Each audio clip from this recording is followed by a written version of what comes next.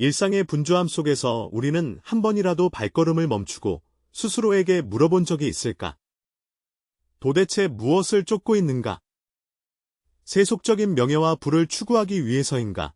아니면 다른 이들의 인정과 부러움을 얻고자 하는가? 이러한 목표들은 우리를 끊임없이 바쁘게 만들며 마치 일단 이루어지면 내면의 만족과 평화를 가져다 줄 것처럼 보인다. 하지만 우리가 뒤돌아 이러한 추구들을 돌아볼 때 그것들이 마치 덧없는 빛과 그림자처럼 순식간에 사라지는 것임을 깨닫게 되지 않을까?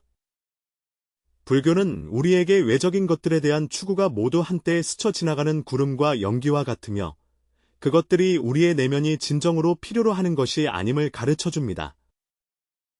진정한 보물은 사실 이미 우리의 마음속에 존재하지만 우리는 그것을 자주 간과하곤 한다.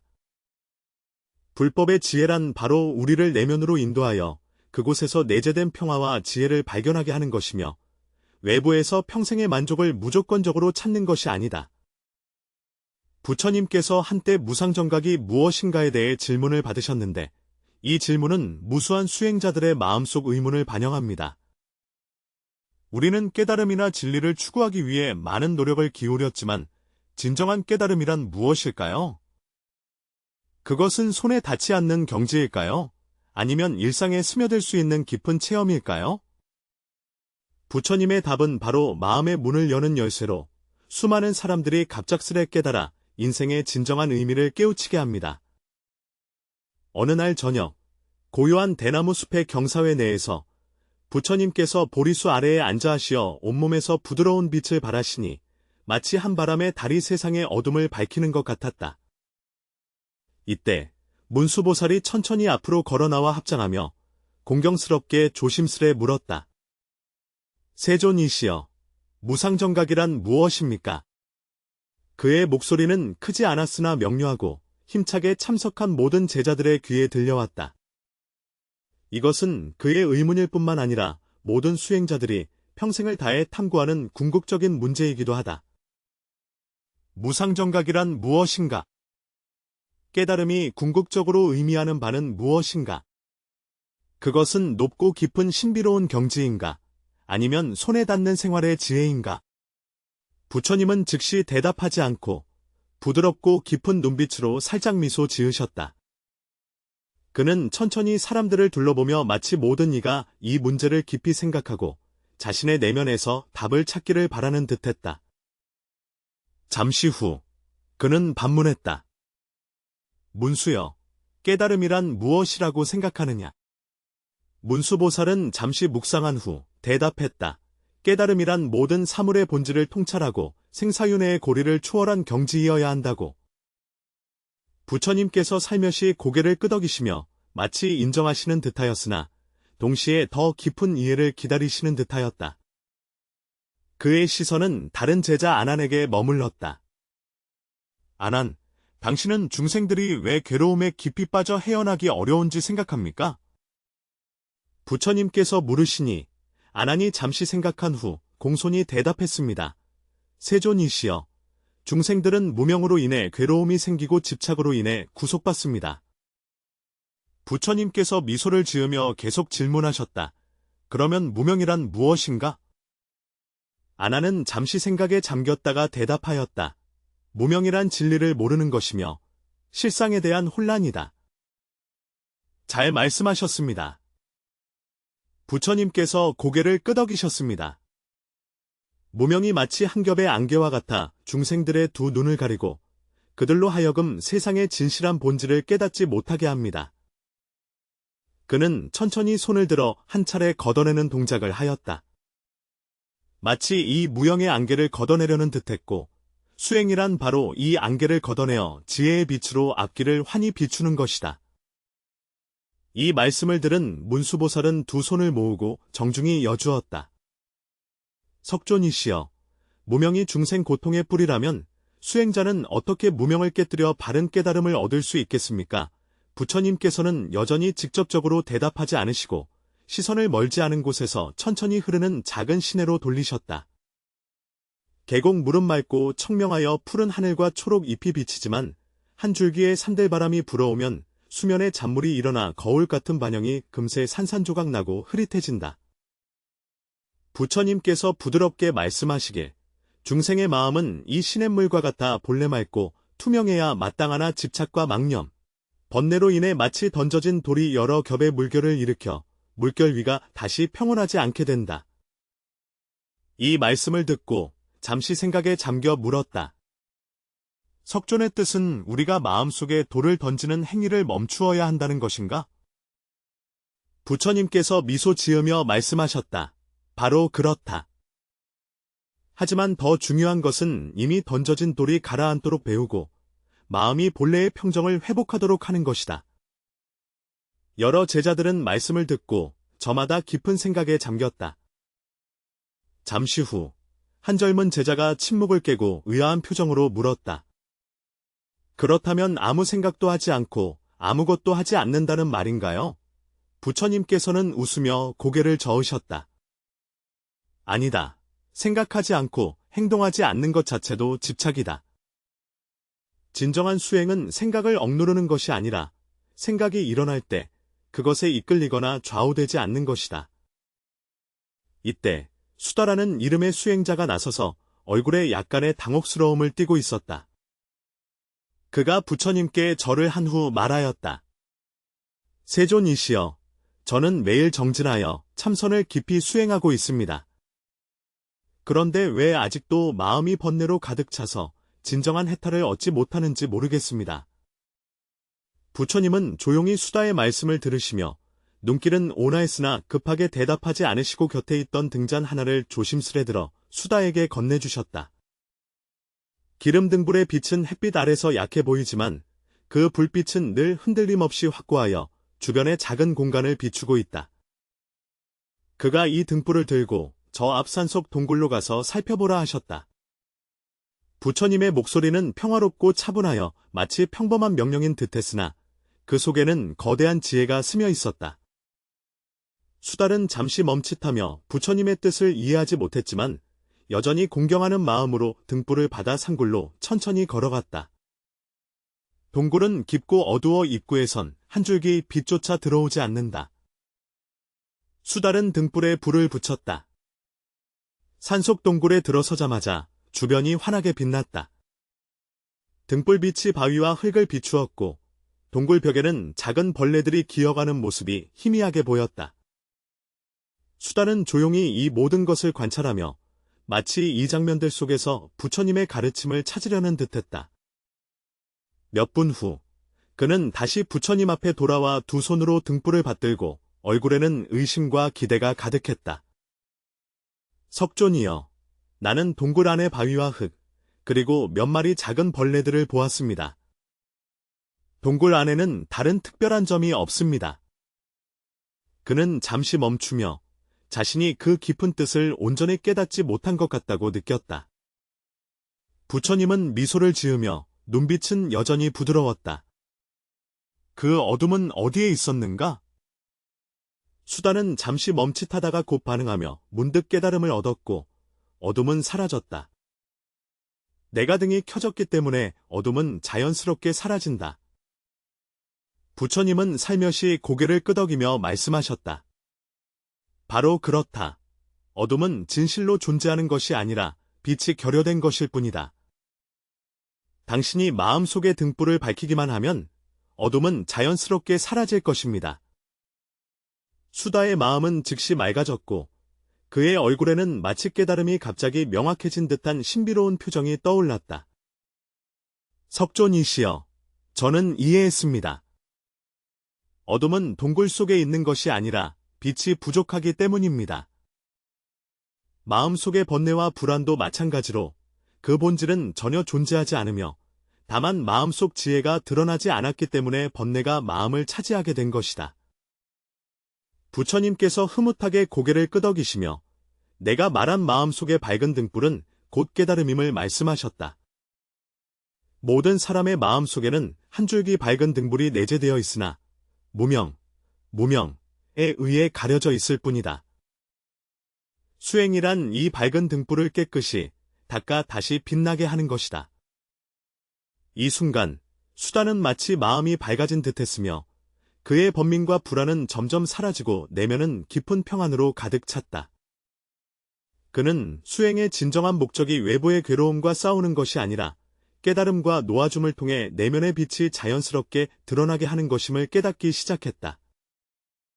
부처님께서 말씀하신 바와 같이 빛은 외부에서 오는 것이 아니라 우리 마음 깊은 곳에 있는 영기의 빛입니다. 수행의 과정은 이 등불을 닦아 다시 타오르게 하는 것입니다. 문수보살의 눈빛에는 깊은 사유가 담겨 있었다. 그는 부처님을 바라보며 천천히 물었다. 세존이시여, 마음속에 밝은 등불이 어둠을 물리칠 수 있다면 그 등불을 밝히기만 하면 곧 최상의 정각에 이를 수 있다는 뜻인가요? 부처님은 들으시고 약간 미소 지으시며 별처럼 깊은 눈빛으로 천천히 말씀하셨다. 깨달음의 본성은 원래부터 갖추어져 있으므로 외부에서 구할 필요가 없다. 마치 태양이 항상 하늘에 걸려 있듯 비록 먹구름이 가려도 그 빛은 결코 꺼지지 않는 것과 같다. 그러나 중생은 오랜 습관으로 인해 바깥에 의지하는 데 익숙하며 득실에 집착하는 데 익숙하여 자신 본래의 빛을 종종 잊어버린다. 문수보살은 깊은 묵상에 잠겼다. 그는 수많은 수행자들이 날마다 경전을 외우고 좌선하며 고행하고 심지어 번뇌로부터 멀리 떨어져 있으면 깨달음을 얻을 수 있다고 믿었던 것을 되돌아보았다. 그러나 그들은 여전히 마음의 불안을 느끼며 생사윤회의 혼란 속에서 고군분투하고 있다. 만약 각성의 본성이 본래 완전하다면 어째서 중생은 여전히 빠져 허덕이고 있는가? 부처님은 그의 의심을 알아차리시고 천천히 말씀하셨다. 수행은 쌓아가는 것이 아니라 내려놓는 것이다. 중생들은 항상 깨달음을 도를 얻는 것, 경지의 성취로 생각하지만 진정한 깨달음은 도를 얻는 것이 아니라 버림에 있다. 이 말은 마치 천둥 번개처럼 모든 참석한 제자들을 강타했다. 그들은 결코 이렇게 생각하지 않았다. 수행의 종착점은 얼마나 많은 지혜를 쌓거나 얼마나 많은 경전을 익히는 것이 아니라 철저히 내려놓는 것이다. 문수보살께서 깨달음이 있는 듯 조용히 말씀하시길, 석존이시여, 님께서 말씀하신 것은 우리가 모든 집착을 버려야 하며 심지어 깨달음 그 자체에 대한 집착도 버려야 한다는 뜻입니까? 부처님은 미세한 땀을 흘리시며 눈빛은 부드럽고도 확고하셨다. 네, 중생은 나에 집착하고 법에 집착하며 득실에 집착하고 심지어 깨달음에까지 집착합니다. 알지 못하는 것은 이러한 집착 자체가 바로 장애라는 것이다.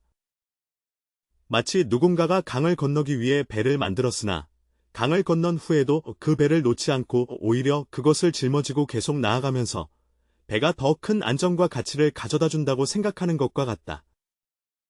그러나 그 배를 놓지 못하면 참된 자유의 여정을 결코 시작할 수 없다. 제자들은 숨을 죽이고 고요한 기운 속에서 부처님의 가르침을 듣고 있었다. 세상의 모든 만물은 인연과 합으로 인해 생겨나며 영원불변하는 실체는 없고 독립적으로 존재하는 나 또한 없다. 깨달음은 새로운 진리를 발견하는 것이 아니라 허망한 집착을 내려놓는 것이다. 이렇게 말하면서 부처님은 멀지 않은 곳에 있는 보리수 나무를 가리키며 계속 말씀하셨다. 여러분, 이 나무를 보라. 이 나무는 원래 키 큰 나무로 자랄 잠재력을 가지고 있지만 햇빛과 비 같은 양분이 없고 정원에 섬세한 돌봄이 없으면 건강하게 자랄 수 없다. 현재 연도노는 이렇게 말한다.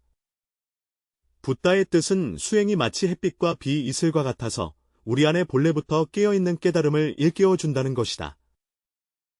부처님께서 미소를 지으며 고개를 끄덕이셨다. 바로 그렇다.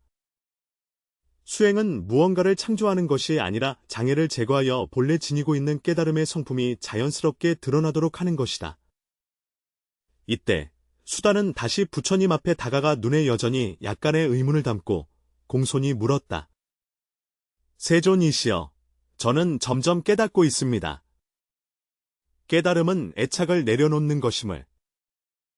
만약 모든 것을 내려놓는다면 마음속에 아무것도 남지 않는 것이 아닐까요? 그렇다면 우리가 수행하는 의미는 어디에 있을까요? 부처님은 손을 살짝 들어 손바닥을 위로 향하게 하여 무엇인가를 받드는 동작을 하시며 미소를 지으시면서 말씀하셨다.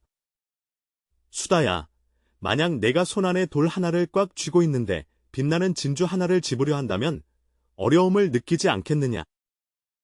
수다일정은 즉시 고개를 끄덕이며 말했다. 네, 만약 손이 이미 가득 차 있다면 다른 것을 더 이상 들 수 없습니다. 이것이 바로 도리이다.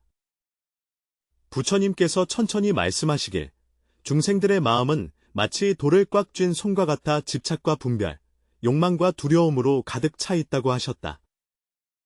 그들은 이것들이 그들에게 안정감을 주고 가치를 주며 의미를 제공한다고 생각한다.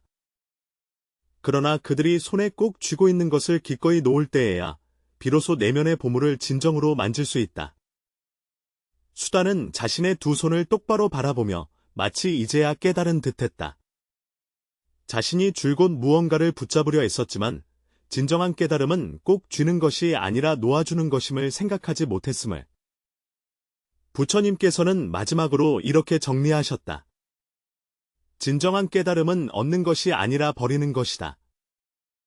당신이 안전함을 가져다 줄 것이라 생각하는 집착들을 버리고 당신이 내 것이라 잘못 생각하는 것들을 버려라.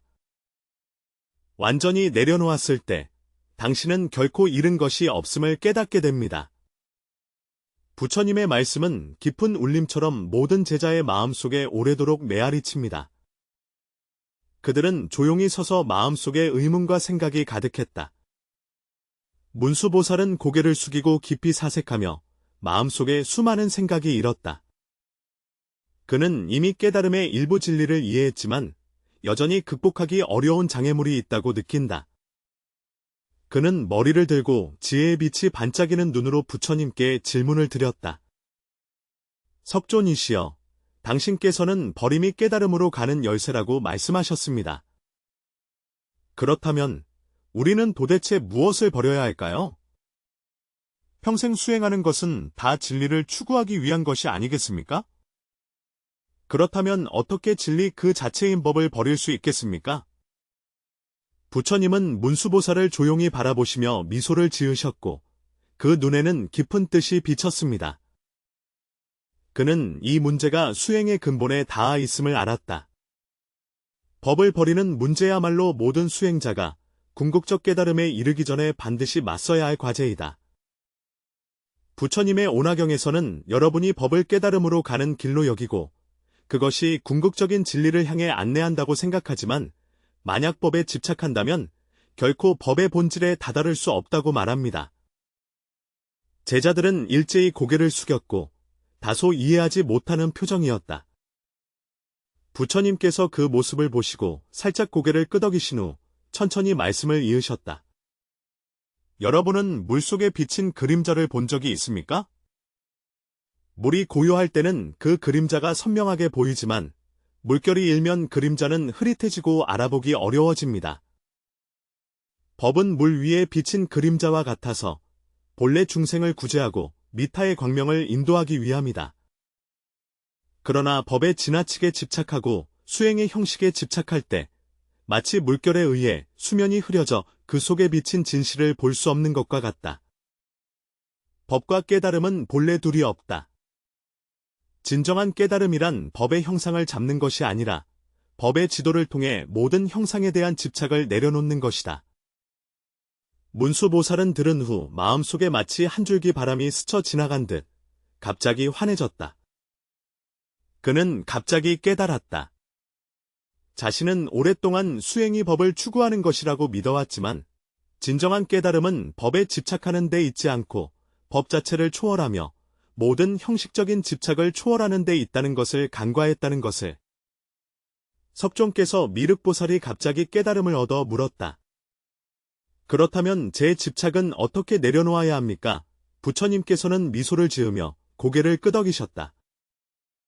나의 집착이 바로 중생의 가장 큰 문제이다.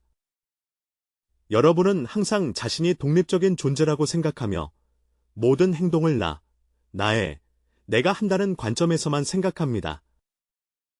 사실 나는 실체로 존재하는 것이 아니며 인연이 모여 잠정적으로 존재하는 것이다. 여러분의 고통은 저에 대한 집착에서 비롯됩니다. 나를 내려놓고 자아에 대한 집착을 내려놓을 때 진정한 자유를 얻는다. 그렇다면 어떻게 나를 내려놓아야 합니까? 한 제자가 머뭇거리며 물었다. 부처님은 조용히 그를 바라보시며 천천히 말씀하셨다. 나를 내려놓는다는 것은 여러분이 자아를 완전히 포기하는 것이 아니라 나가 영원불변하는 실체가 아님을 깨닫는 것이다. 그것은 단지 환상 속의 일부일 뿐이다. 여러분은 자신을 독립된 존재로 상상하지만 이는 집착이 만들어낸 허상일 뿐입니다. 수행의 핵심은 나를 버리는 것이 아니라 나가 실제하지 않음을 깨닫고 나와 법의 관계를 인식하며 나가 단일한 존재가 아니라 무수한 연기들이 합쳐진 일시적 현상임을 보는 것이다. 문수보살은 눈을 감고 조용히 생각에 잠겼다. 갑자기 그는 무언가를 깨달은 듯 마음속의 안개가 서서히 사라졌다. 그는 진정한 수행이 특정한 목표를 추구하는 것이 아니라 모든 집착을 초월하여 무아의 경지에 들어가는 것임을 깨달았다. 부처님께서 말씀하신 바와 같이 수행의 궁극적인 목적은 내려놓음에 있습니다. 나를 내려놓고 법을 내려놓으며 당신을 얽매는 모든 것을 내려놓는 것입니다. 이때 부처님께서 다시 그를 바라보시며 미소 지으시며 말씀하셨다. 수행은 무엇을 하는 것이 아니라 무엇을 버리는 것이다. 모든 집착을 버리고 모든 허망함을 버릴 때에야 비로소 공성과 자유를 진정으로 체험할 수 있다. 진정한 깨달음은 더 많은 것을 소유하는 것이 아니라 진리를 보는 것을 가로막는 모든 장애물을 제거하는 것이다. 이 순간 문수보살은 마치 열반에서 다시 태어난 듯이 진정한 수행을 깨달았으며 더 이상 외부 형식에 얽매이지 않고 나와 법의 구속도 벗어나 모든 경계를 초월하여 어디에나 있는 깨달음과 공성에 들어갔다. 부처님의 말씀 수착 서서히 끝나자 제자들의 마음에는 안개가 거치듯 밝아지고 환해졌다. 수행의 진리는 어떤 먼 경지에 있는 것이 아니라 마음 깊은 곳을 깨어있고 내려놓는 데에 있다. 이 깊은 가르침 속에서 모든 제자들은 깨달음의 진정한 의미를 이해하게 되었다. 그것은 어떤 궁극적인 열매를 추구하는 것이 아니라 매일의 수행을 통해 마음속 집착과 편견을 점차 제거하고 내외의 모든 속박을 초월하는 것이다. 부처님의 눈에는 자비의 빛이 스며나왔고 그는 깊이 깨달음을 얻은 제자들을 바라보며 계속 말했다. 수행은 세상을 떠나려는 추구가 아니며 어떤 형태의 과보를 구하려는 것도 아니다. 진정한 수행은 삶과의 일치이며 매 순간 깨어 있음에 있으며 일상생활의 모든 세부 속에서 진정한 자아를 체험하고 인식하는 것이다. 여러분은 알아야 합니다. 수행은 단지 사찰에서의 선수행이나 경전을 읽는 것만이 아닙니다. 수행은 바로 여러분의 일상생활 그 자체입니다. 매번 숨을 쉴 때마다, 매번 미소를 지을 때마다, 매번 타인과 교류할 때마다 모두 수행의 일부입니다. 여러분이 일을 할 때 마음속의 욕망과 집착에 휘둘리지 않고 내면이 고요하며 맑아질 때, 그때 비로소 여러분은 깨달음과 통하게 됩니다. 부처님의 말씀은 이른 아침 햇살과 같아 모든 제자의 마음을 밝히 비춘다. 그들은 부처님의 가르침 속에서 자신만의 길을 발견하였고 자유롭고 깨달음을 향한 수행의 길을 찾았다.